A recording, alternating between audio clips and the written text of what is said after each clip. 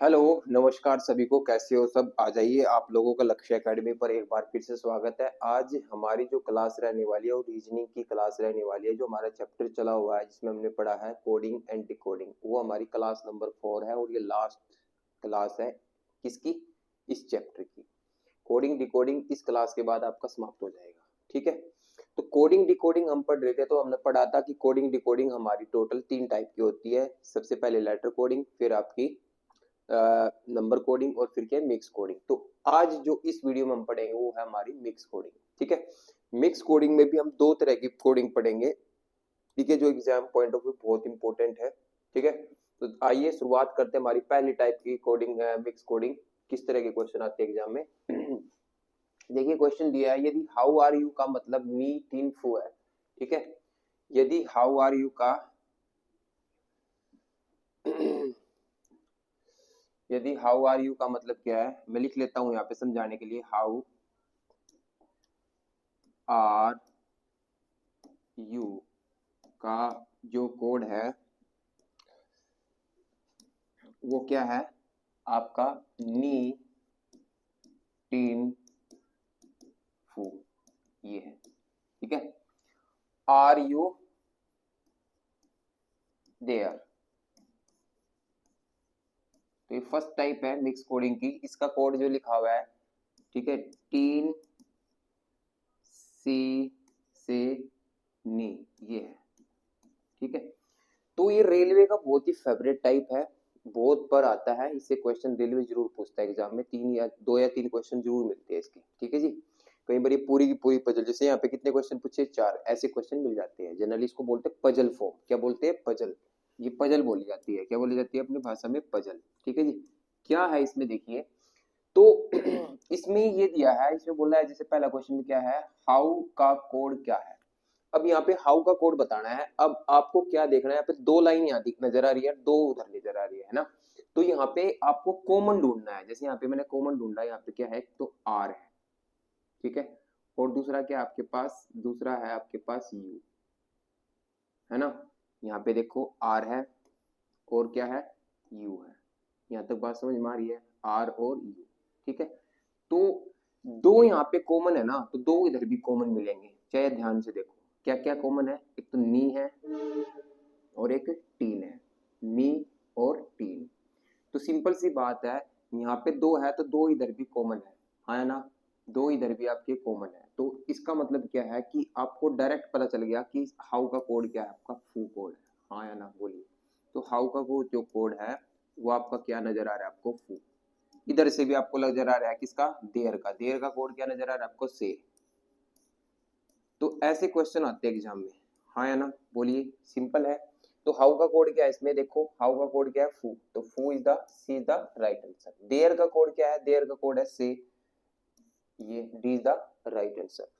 Are का कोड बताना है। क्या आप बता सकते हो आर का कोड? देखो आर और यू इकट्ठा कोड बता सकते हैं हम। आर और यू का क्या है इकट्ठा कोड? आर और यू जो डिनोट हुए आपके, वो नी, या तो नी मिलेगा या टीन। आप श्योरिटी के साथ नहीं बोल सकते कि या नी है या टीन है, ठीक है।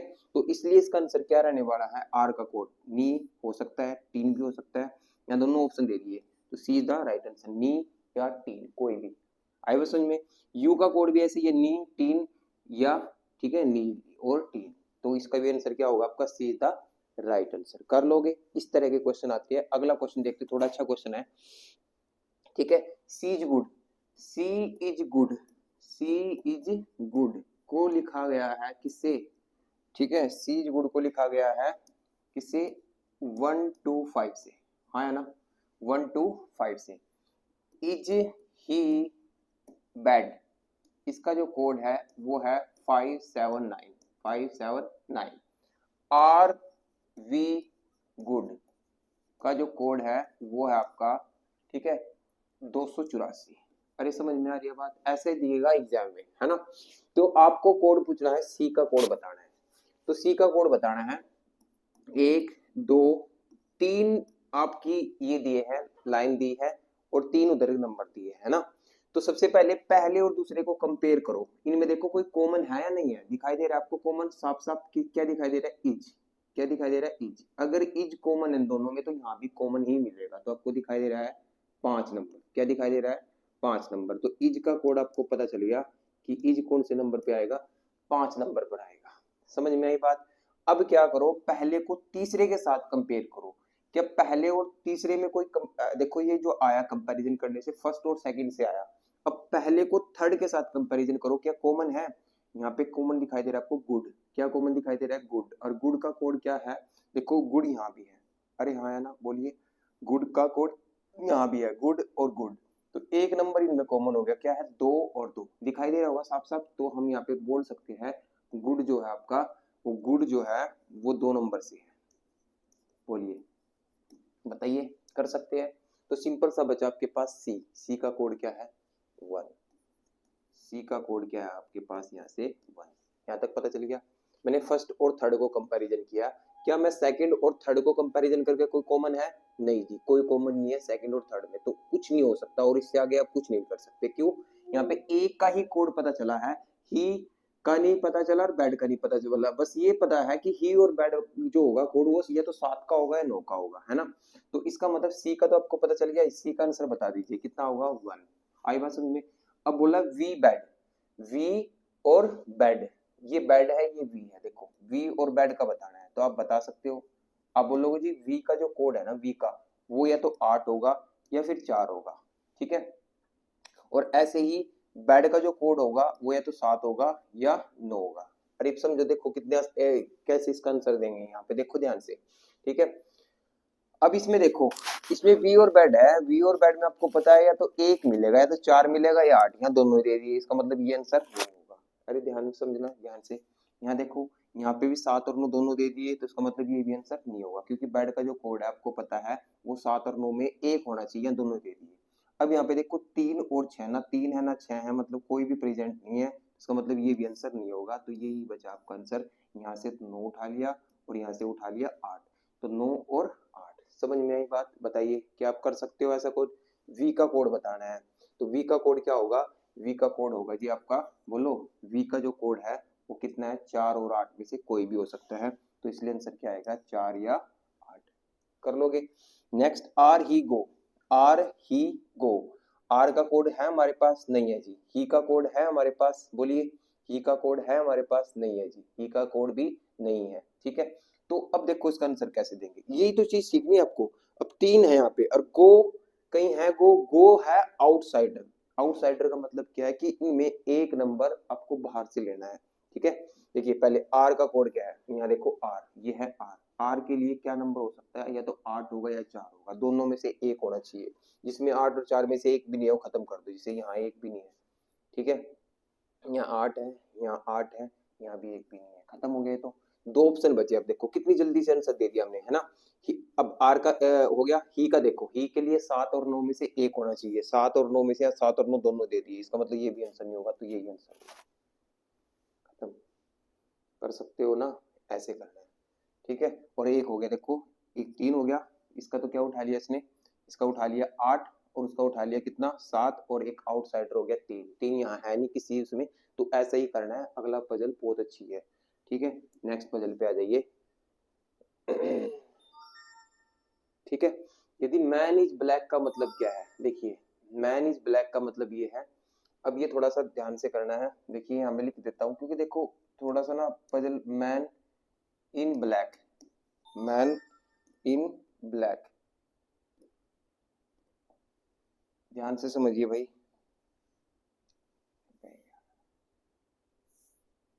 मैन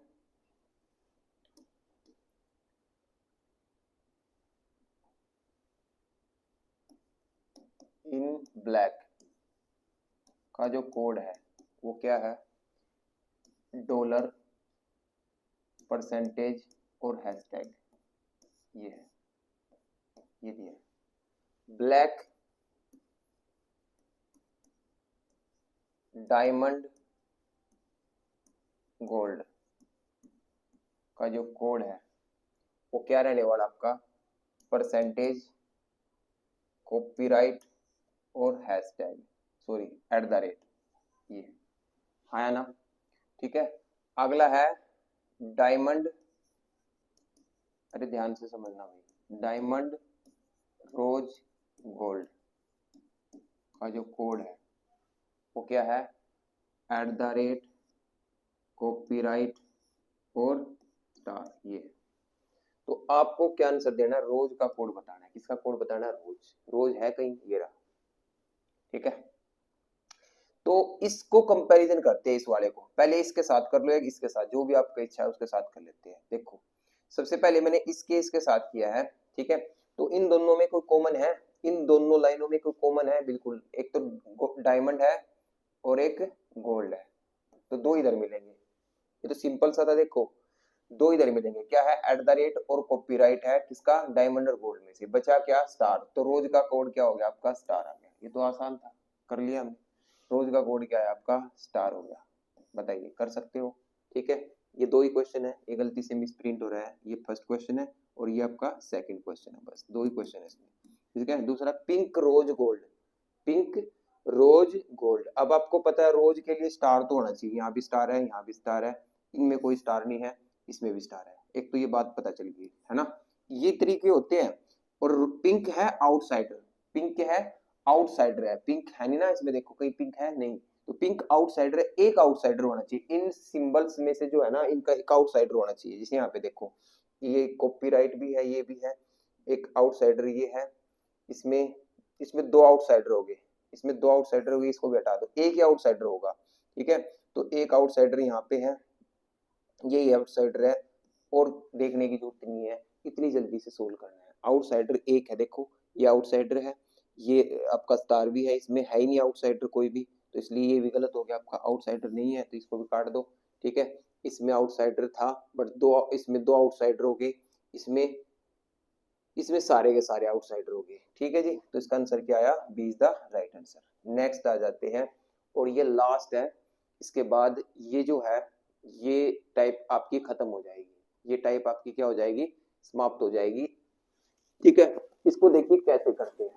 अब देखो इसमें चार लाइनें हैं, सबसे में चीज क्या है, चार लाइनें हैं, और चार लाइनों के लिखने के लिए यहाँ पे कोई जगह है नहीं है, ठीक है। थोड़ा सा ध्यान से करना पड़ेगा, क्योंकि थोड़ा सा ना जो मतलब एक बड़ी फॉर्म में दे दिया है, और थोड़ा सा ये लगा लो कि यहाँ देखो, सबसे पहले का ला होगा, ठीक है। ये इकोनॉमिक इज नॉट मनी, ये पहला है, फर्स्ट है, देखो यहाँ पे लिख बना देते हैं, ठीक है। ये दूसरा है डिमांड एंड सप्लाई इकोनॉमिक, ठीक है।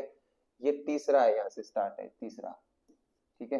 तीसरा यहाँ से स्टार्ट है, और चौथा यहाँ से स्टार्ट है। ये थोड़ा सा ना लंबा क्वेश्चन है, और ऐसे क्वेश्चन आते हैं, कई बार आ जाते हैं, कई बार आ जाते हैं। जनरली क्वेश्चन एसएससी में और रेलवे में इतना बड़े क्वेश्चन नहीं आएंगे, फिर भी आ जाते हैं तो कर लेते हैं। देखिए समझ ले, सारा का सारा फॉर्म यहाँ लगाएंगे। सबसे पहले इन दोनों को कंपैरिजन करिए, किस किस को, फर्स्ट को सेकंड के साथ।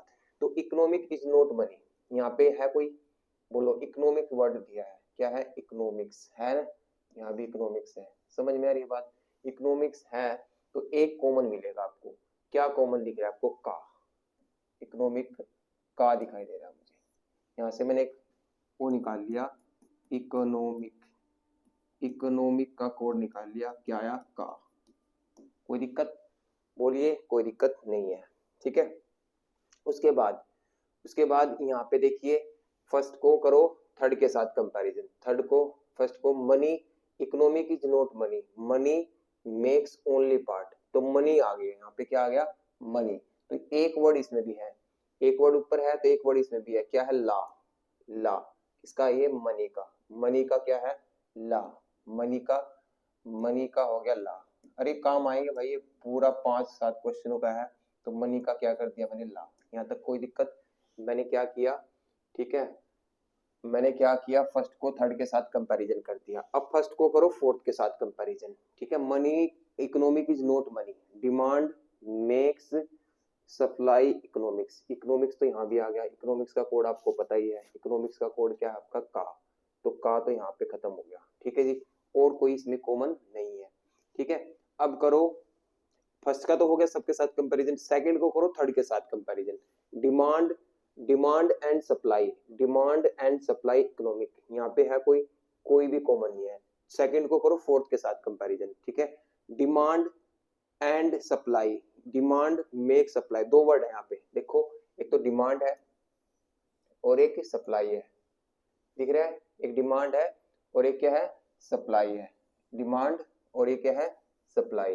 तो दो है तो दो कॉमन मिलेंगे इसमें, दो है तो दो कॉमन यहाँ पे है, मोटापा, ठीक है, एक तो मो और टा, ठीक है, ये आ गया जी, ठीक है। डिमांड और सप्लाई की जो आ गया, डिमांड कंपैरिजन कर दिया मैंने, डिमांड एंड सप्लाई का जो कोड आया आपके पास वो आया क्या, मोटा, ठीक है, मो और टा, ये आया मो और टा, समझ में आई बात। क्योंकि सेकंड को किया, आप थर्ड को करो किसके साथ, फोर्थ के साथ, money supply economic, money supply, money make only part, money makes only, makes आ गया देखो, मनी इसमें देखो थर्ड में मनी मेक्स ओनली पार्ट, इसमें क्या है, डिमांड मेक सप्लाई इकोनॉमी, तो मेक्स आ गया दोनों में, तो एक वर्ड इनमें कॉमन होगा थर्ड में और किसमें, फोर्थ में, थर्ड में और फोर्थ में क्या है, जी, दिख रहा है जी। तो बस यही आपने कर लिया, इससे ज्यादा आप कर भी नहीं सकते इसमें। मेक्स का जो कोड है आपका वो क्या है, जी है, ठीक है जी। अब यह मेक्स का कोड क्या आ गया, जी आ गया, क्लियर यहाँ तक। मनी का कोड क्या आया था, मनी का कोड आया था ला। अब ये सोल्व करने के बाद ना फटाफट क्वेश्चन के आंसर मिलेंगे। जैसे अगला क्वेश्चन है, अगला क्वेश्चन क्या है, सप्लाई का कोड बताओ, तो सप्लाई कहाँ है, देखो सप्लाई का कोड है मोटा, ठीक है, कोई भी हो सकता है, मो और टा में से, तो मोटा आ गया, ठीक है।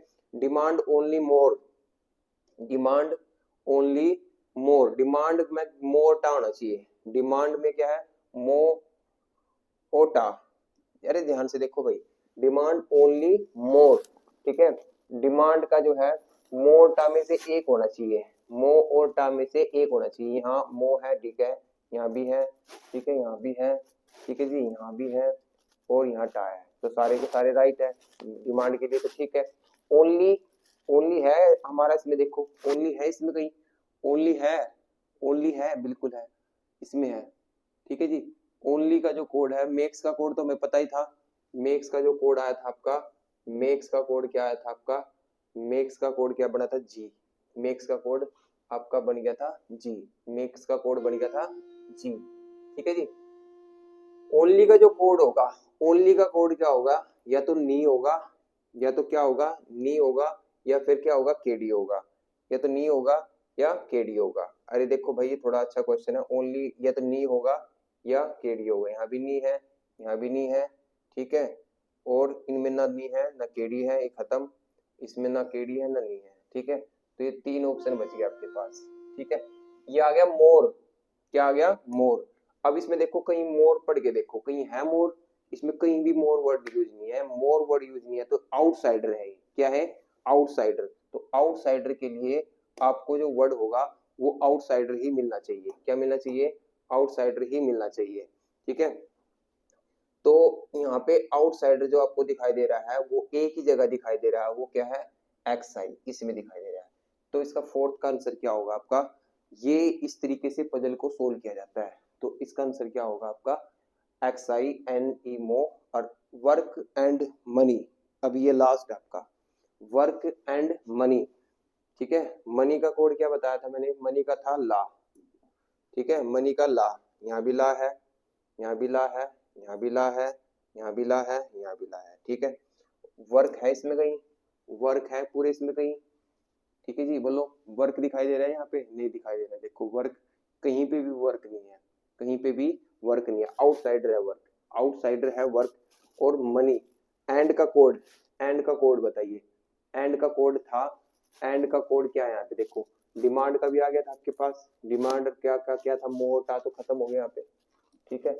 और सप्लाई का भी कोड आ गया था, सप्लाई का कोड, बोलिए सप्लाई का कोड आ गया था ना, सप्लाई का कोड क्या था इसमें, और सप्लाई और इकोनॉमिक का कोड आ गया था, इकोनॉमिक का कोड क्या आ गया था, का आ गया था। तो एंड का कोड क्या आपका, पा, पी ए पा, ठीक है, पी ए पा, यहाँ भी है, यहाँ भी है, ठीक है जी, पी ए पा यहाँ भी है, ठीक है, पी ए पा यहाँ भी है, ठीक है। ये एक आउटसाइडर होगा अब आपका, ठीक है। तो आउटसाइडर क्या है बताइए, आउटसाइडर क्या है इसमें आउटसाइडर क्या है, ये देखो, ये तो खत्म हो गया था ना, इसको खत्म कर दो। ठीक है, जो खत्म हो चुका है उसको खत्म कर दो। यहाँ एमओ ये भी आउटसाइडर नहीं है इसमें एक भी। ठीक है जी, ये भी आउटसाइडर नहीं है इसमें भी। ठीक है, तो इस ये गा देखो है ना, गा तो है ना, बिल्कुल है। तो आउटसाइडर ये इज द राइट आंसर। ये टू आउटसाइडर है। तो इस तरीके से क्वेश्चन का आंसर देना। ये देखो बहुत अच्छे लेवल का सबसे अच्छा क्वेश्चन यही था इसमें, सबसे बेस्ट सबसे टफ क्वेश्चन यही था। तो ऐसे क्वेश्चनों में टाइम लगता ही है भाई, क्योंकि 5 नंबर का आएगा जब आएगा ये, 3 या 4 नंबर से क्वेश्चन कम नहीं आएगा। ठीक है, नेक्स्ट आ जाइए, लास्ट टाइप है, लास्ट टाइप है कोडिंग डिकोडिंग, खत्म हो जाएगा इसके बाद। जो बच्चे मेरे से पढ़ रहे हैं रीजनिंग इंटरेस्ट आ रहा है जिनको पढ़ने में, वो ध्यान दे। ये बेहद ही आसान क्वेश्चन है और ये एग्जाम में बहुत ही अच्छे तरीके से पूछे जाएंगे और ये क्वेश्चन पक्का आता है इसमें से। देखो क्या है, यदि लाल को पीला, कुछ नहीं करना इसमें, ऐसे देखना है। यदि लाल को पीला, इसी प्रकार पीले को नीला, नीले को क्या कह दिया, नीले को नारंगी, नारंगी को हरा, हरे को लाल कहा जाता है। तो साफ आसमान का रंग कैसा होगा, साफ आसमान का रंग होता है नीला। कैसा होता है, नीला। और नीले को देखो इसमें क्या कहा गया है, नीले को क्या कहा है, पीले को नीला, नीले को कहा रखा है नारंगी। तो यही इसका आंसर होगा, B is the right answer. नीला आंसर नहीं देना। आंसर देखो पूछ कह रहा है साफ आसमान का रंग क्या है, नीला। तो नीले को क्या कह दिया, नारंगी, नारंगी इसका आंसर होगा। ऐसे आंसर देना है। ये देखो ये स्पेशल है, ये कई बार ना एग्जामिनर जो होता है वो क्वेश्चन को गलत कराने के पर्पज से ऐसे स्टेटमेंट देता है। लाल का अर्थ है, कहा जाता है, अर्थ है। तो कहा अर्थ का मतलब क्या है कि ये कहना चाहता है कि पीले को कहा जाता है, उल्टा पढ़ना है, पीले को कहा जाता है, क्या कहा जाता है, लाल, ऐसे।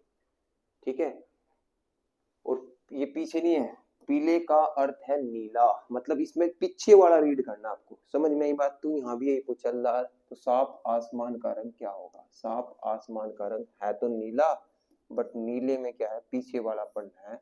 नीले का अर्थ है नारंगी, तो नारंगी नहीं देना यहाँ पे, नीले का अर्थ है पीला। तो इसका आंसर क्या आएगा आपका, पीला आंसर बनेगा। ये गलती मत करना, अर्थ में ये डिफरेंस होता है। ठीक है जी, कर लोगे। बाकी सारे ऐसे ही क्वेश्चन है। यदि आंख को हाथ कहा जाए, इसी प्रकार हाथ को मुंह कहा जाए, मुंह को कान, कान को नाक और नाक को जीभ कहा जाए, क्या कहा जाए, जीभ। तो इसमें से किसके द्वारा एक इंसान सुन सकता है, सुनते हैं हम किससे, कान से। तो कान को देखो क्या कहा गया है, तो कान को क्या कहा गया है बताइए, कान को नाक कहा गया, क्या कहा गया, नाक। तो नाक is the right answer. Next आ जाइए, आसमान को तारा कहा जाए, आसमान को क्या कहा गया है, तारा। ठीक है, तारे को बादल कहा जाए, बादल को पृथ्वी कहा जाए, बादल को क्या कहा जाए, पृथ्वी कहा जाए। पृथ्वी को वृक्ष, वृक्ष को किताब कहा जाए। तो पक्षी कहाँ उड़ते हैं, पक्षी उड़ते कहाँ है, आसमान में उड़ते हैं। कहाँ उड़ते हैं, आसमान में। तो आसमान को देखो इसने क्या कहा है, आसमान को क्या कहा है, तारा। तो पक्षी कहाँ उड़ेंगे, तारे में उड़ेंगे। कर लोगे। नेक्स्ट आ जाइए, यदि किसी किताब को घड़ी कहा जाए, घड़ी को थैला, थैले को शब्दकोश और शब्दकोश को खिड़की कहा जाए। तो इसमें से सारा फटाफट पढ़ देना, लास्ट में जो पूछा उसको ध्यान देना है। इनमें से किसका उपयोग किताबें ले जाने के लिए की, तो किसका प्रयोग किया जाता है, थैले का। तो थैले को देखो क्या कहा गया है, बोलो, थैले को क्या कहा गया है, शब्दकोश। तो शब्दकोश आएगा, क्या आएगा, शब्दकोश। नेक्स्ट आ जाइए, यदि धूल को हवा कहा जाए, हवा को आग कहा जाए, आग को पानी कहा जाए, आग को क्या कहा जाए, पानी, पानी को रंग कहा जाए, रंग को वर्षा और वर्षा को धूल कहा जाए। तो मछलियां कहाँ तैरती है, मछलियां कहाँ तैरती है, पानी में। कहाँ तैरती है, पानी में, पानी में तो तैरती है वो। ठीक है, तो पानी को क्या कहा रखा है इसने, पानी को क्या रखा है, रंग। तो इसका आंसर क्या बनेगा आपका, रंग बनेगा। ठीक है, ये है लास्ट क्वेश्चन। ठीक है, वीडियो पसंद आई तो लाइक किया करो भाई, लाइक करके शेयर किया करो। जो बच्चा रीजनिंग सीखना चाहता है वो सीख सकता है। देखो, ठीक है, नारंगी को मक्खन कहा जाए, मक्खन को साबुन, साबुन को स्याही, स्याही को शहद, शहद को नारंगी कहा जाए। तो इनमें से किसका प्रयोग कपड़े धोने में किया जाता है, कपड़े धोने में क्या किया जाता है, साबुन का प्रयोग किया जाता है। किसका, साबुन का। तो साबुन को देखो क्या कहा, साबुन को स्याही कहा रखा है, क्या कहा रखा है, स्याही। तो इसका आंसर ये क्या बनेगा आपका, स्याही बनेगा। क्या बनेगा, स्याही। तो ये थी आपकी कोडिंग डिकोडिंग, फर्स्ट चैप्टर आपका रीजनिंग का हो गया कंप्लीट। ठीक है जी, ऐसे ही देखो सेकंड चैप्टर लेके आएंगे हम, पेयर फॉर्मेशन, युग्म गठन का चैप्टर, बहुत आसान सा चैप्टर, एक ही वीडियो में खत्म हो जाएगा भाई आपका, एक ही वीडियो के अंदर रीजनिंग का सेकंड चैप्टर खत्म कर दूंगा।